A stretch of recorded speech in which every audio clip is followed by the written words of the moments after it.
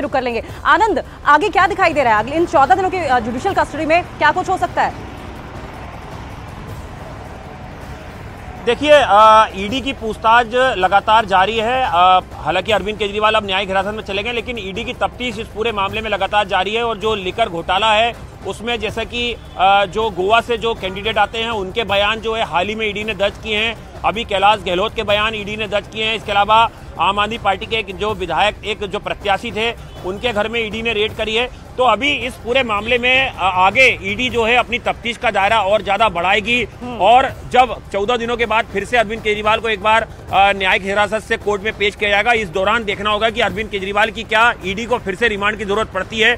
और जो एप्पल को उन्होंने एक लेटर लिखा है कि अरविंद केजरीवाल का जो एप्पल का फोन है उसका पासवर्ड अरविंद केजरीवाल नहीं दे रहे हैं, उसको लेकर एप्पल किस तरह का जवाब जो है वो ईडी को देता है। जो एक फोन अरविंद केजरीवाल का मिसिंग है वो फोन क्या ईडी हासिल कर पाती है, और कैलाश गहलोत ने क्या बयान ईडी को दिए हैं। क्योंकि जब ये GOM जो ग्रुप ऑफ मिनिस्टर्स में कैलाश गहलोत भी शामिल थे, जो नई आबकारी नीति बन रही थी या उसे लागू किया गया था, उसमें कैलाश गहलोत की भी एक महत्वपूर्ण भूमिका थी, तो उनके बयान भी काफी महत्वपूर्ण है। और जो गोवा के कैंडिडेट थे उन्होंने क्या बयान दिए हैं साउथ लॉबी को लेकर, काफी लंबा चलने वाला है। लेकिन एक बात आनंद आपने बिल्कुल साफ कर दी है कि ये जो 14 दिन की जुडिशियल कस्टडी है उसके बाद संभावना ये भी है कि ईडी की कस्टडी में वापस ईडी मांग सकती है अरविंद केजरीवाल को। लेकिन एक बार हम विक्रांत का भी रुख करेंगे। विक्रांत, अरविंद केजरीवाल के पास क्या लीगल ऑप्शंस अब बचते हुए दिखाई दे रहे हैं?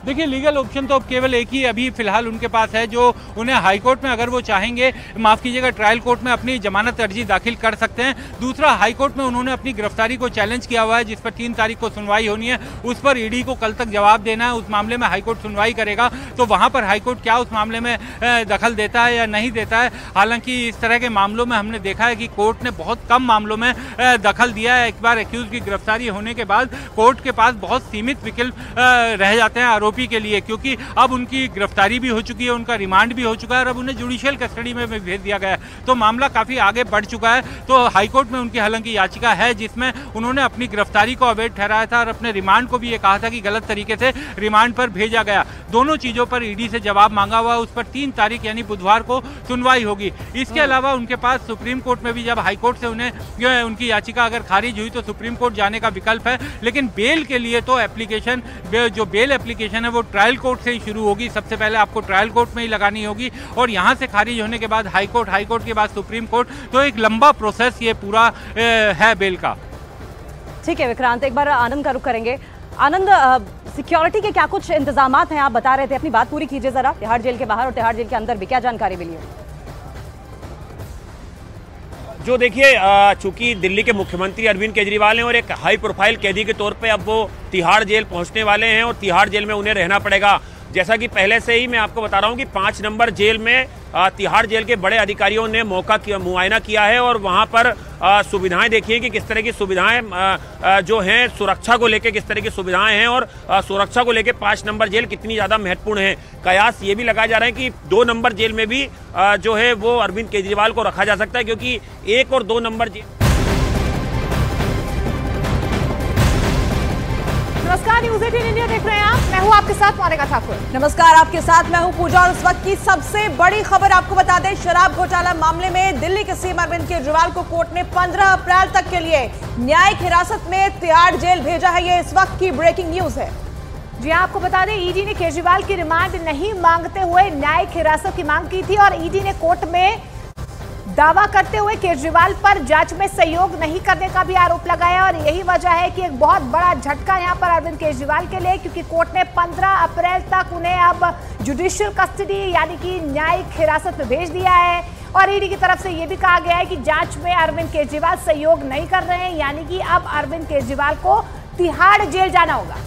तो इस वक्त की सबसे बड़ी खबर आपको बता रहे हैं, अरविंद केजरीवाल को राहत नहीं मिल पाई है। 14 दिन की जेल यानी कोर्ट ने 15 अप्रैल तक उन्हें न्यायिक हिरासत में जुडिशियल कस्टडी में भेज दिया है। और सबसे गंभीर ये कि केजरीवाल पर जांच में सहयोग नहीं करने का आरोप है। हमारे 2 सहयोगी इसी खबर पर जुड़े हुए हमारे साथ राउज एवेन्यू कोर्ट से विक्रांत यादव जुड़े हुए हैं, ईडी दफ्तर से हमारे साथ आनंद तिवारी मौजूद है। विक्रांत, सबसे पहले आपका रुख करते हुए, ये जो ईडी की तरफ से आरोप केजरीवाल के ऊपर लगे हैं कि वो जांच में सहयोग नहीं कर रहे हैं, क्या इससे भी केजरीवाल की मुश्किलें आने वाले दिनों में और बढ़ेंगी? इन्वेस्टिगेशन के दौरान अब जांच एजेंसियां अपने इन्वेस्टिगेशन के दौरान कहेंगी, क्योंकि कोर्ट के सामने अभी ट्रायल शुरू नहीं हुआ है, लेकिन उन्होंने कोर्ट को ये जरूर बताया कि जिस समय हम पूछताछ कर रहे थे उसमें सहयोग नहीं किया। उन्होंने अपने जो डिजिटल डिवाइसेज हैं उनके पासवर्ड के बारे में नहीं बताया और बाकी चीज़ों में भी वो सहयोग नहीं कर रहे। बयान जो है वो इवेसिव है, उनके जो जवाब हैं वो एक तरह से टालने की कोशिश कर रहे हैं। विजय नायर के बारे में पूछा गया, विजय नायर भी इस केस में गिरफ्तार है। ये आरोप है ईडी का कि वो अरविंद केजरीवाल के बेहद खास थे, लेकिन अरविंद केजरीवाल ने कहा कि ये उन्हें नहीं कहा, उनको रिपोर्ट नहीं करते थे और वो आतिशी को रिपोर्ट करते थे, तो कोई सीधा संबंध नहीं था। और डिजिटल डिवाइस के पासवर्ड पूछे उनसे, उसके पासवर्ड के बारे में जानकारी नहीं दी है। तो एक तरह से ईडी ने दिखाने की कोशिश की है कि वो जांच में किसी भी तरह का सहयोग नहीं कर रहे हैं। वहीं दूसरी तरफ अगर हम बचाव पक्ष की बात करें तो उनका ये कहना है कि पासवर्ड देने के लिए दबाव ईडी नहीं बना सकती है, इस तरीके का कोई अधिकार ईडी के पास नहीं है। अक्यूज अगर नहीं देना चाहता तो वो नहीं देगा, ये उसका लीगल राइट है। और ईडी जो बयान लेना चाहती है, अगर उसके मन मुताबिक बयान ना दिए जाएं तो इसे असहयोगपूर्ण बयान, असहयोगपूर्ण कार्रवाई नहीं कहा जा सकती। तो इस तरीके की दलीलें हैं, ये चलेंगी। हालांकि ये ट्रायल के दौरान ये सब चीज़ें ज़्यादा उठेगी और उस समय ये तमाम चीज़ें ईडी कोर्ट के सामने भी रखेगी। अब हालांकि उन्हें 14 दिन के लिए जुडिशियल कस्टडी में भेज दिया गया है, 14 दिन बाद फिर से लाया जाएगा और अगर जब तक अब जमानत नहीं मिलती तब तक न्यायिक हिरासत में तिहाड़ जेल में ही रहना पड़ेगा। बिल्कुल, जब तक जमानत नहीं मिलती है तब तक यहाँ पर अरविंद केजरीवाल की मुश्किलें और ज्यादा बढ़ती हुई नजर आ रही है। आनंद हमारे सहयोगी हमारे साथ जुड़ रहे हैं, वो भी जुड़े हुए हैं हमारे साथ, क्योंकि तिहाड़ जेल में किस तरीके की इंतजाम किए गए हैं, कौन से बैरक में अरविंद केजरीवाल को रखा जाएगा। आनंद, क्या जानकारी मिल पा रही है, कौन से बैरक में रखा जाएगा, क्या तैयारी चल रही है, सामान्य कैदी की तरह उन्हें रखा जाएगा, क्या क्या अनुमति उन्हें दी गई है चीजें ले जाने के लिए अंदर? देखिए, जो तिहाड़ के सूत्र बता रहे हैं कि या तो 5 नंबर जेल या 2 नंबर जेल में अरविंद केजरीवाल को रखा जा सकता है। मैं आपको बता दूं कि तिहाड़ में कुल 9 जेल हैं और उसमें करीबन 12,000 कैदी बंद हैं। और अगर आप बात करें मनीष सिसोदिया की, तो मनीष सिसोदिया इस वक्त जो है वो जेल नंबर 1 में बंद है, वो पहले जेल नंबर 2 में थे। इसी 2 नंबर जेल की बात कर रहा हूं मैं कि इसमें अरविंद केजरीवाल को रखा जा सकता है। और 2 नंबर जेल जो है उसमें पहले संजय सिंह बनते, जिन्हें की शिफ्ट करके 5 नंबर जेल में बंद कर दिया गया है। तो आप सोच सकते हैं कि जो जानकारी मिल रही है उसके मुताबिक लगभग ये तय है कि या तो 5 नंबर जेल या 2 नंबर जेल में अरविंद केजरीवाल को रखा जाएगा। अगर ऐसा होता है तो उनके साथ शायद आम आदमी पार्टी के या तो मनीष सिसोदिया या फिर संजय सिंह उसी जेल में उनके साथ बंद जो है वो रहेंगे, क्योंकि 5 नंबर और 2 नंबर जो जेल है उसे पहले से ही जो है वो सैनिटाइज किया गया था और उसमें सुरक्षा के पुख्ता इंतजाम किए गए थे, क्योंकि अरविंद केजरीवाल पे थ्रेट परसेप्शन काफी ज्यादा, उनकी सुरक्षा पहले से ही काफी बढ़ा दी गई थी। और हमने देखा उनके ऊपर कई बार हमले करने की कोशिश भी जो है वो उनकी सभाओं में किए गए हैं। तो ऐसे में तिहाड़ में जब खूंखार कैदी, गैंगस्टर, आतंकवादी बंद हैं और वहां पर अरविंद केजरीवाल की सुरक्षा तिहाड़ जेल के लिए सबसे बड़ा एक तरीके से मुद्दा है। इसी को लेकर तिहाड़ के जो डीजी हैं संजय बेनीवाल, उन्होंने एक हाई लेवल मीटिंग करी थी और उसमें यह सुनिश्चित किया था कि अरविंद केजरीवाल जिस भी नंबर जेल में रहेंगे वहां के जेल सुपरिटेंडेंट